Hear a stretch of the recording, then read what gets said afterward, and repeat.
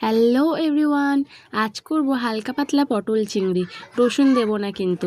প্রথমে চিংড়িগুলোকে তেলে ভালো করে ভেজে নিলাম, আর ভাজা হয়ে গেলে তুলে রেখে দেবো। তারপরে ওই তেলে একে একে পটলগুলো দিয়ে ভালো করে ভেজে নেব।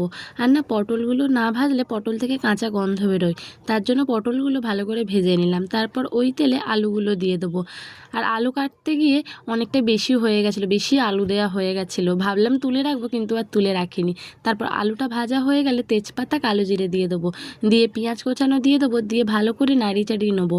এবার পেঁয়াজগুলো লাল হয়ে এলে আদা বাটা দিয়ে দেবো। এবার আদা বাটাটা দিয়ে ভালো করে কষাবো।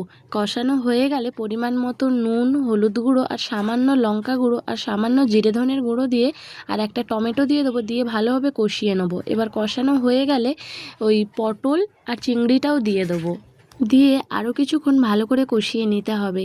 আমি খানিকক্ষণের জন্য ঢাকা দিয়ে দিয়েছিলাম, যাতে মশলাগুলো সবজির গায়ে লেগে যায় আর সবজি থেকে অল্প জল বেরিয়ে যায়। তারপর ঢাকা খুলে আবার একটু ভালোভাবে কষিয়ে নিয়ে সামান্য জল দিয়ে দেবো পরিমাণ মতন। এবার জলটা ফুটে উঠলে আর আলুগুলো সেদ্ধ হয়ে গেছে নাকি দেখে নিতে হবে। আলুগুলো সেদ্ধ হয়ে গেলে ওপর থেকে একটু গুঁড়ো গরম মশলা ছড়িয়ে দিলেই তৈরি আমাদের পটল চিংড়ি। এটা কিন্তু একদম রিচ হয়নি, একদম হালকা পাতলা গরমে খাওয়ার জন্য সবথেকে ভালো পটল চিংড়ি।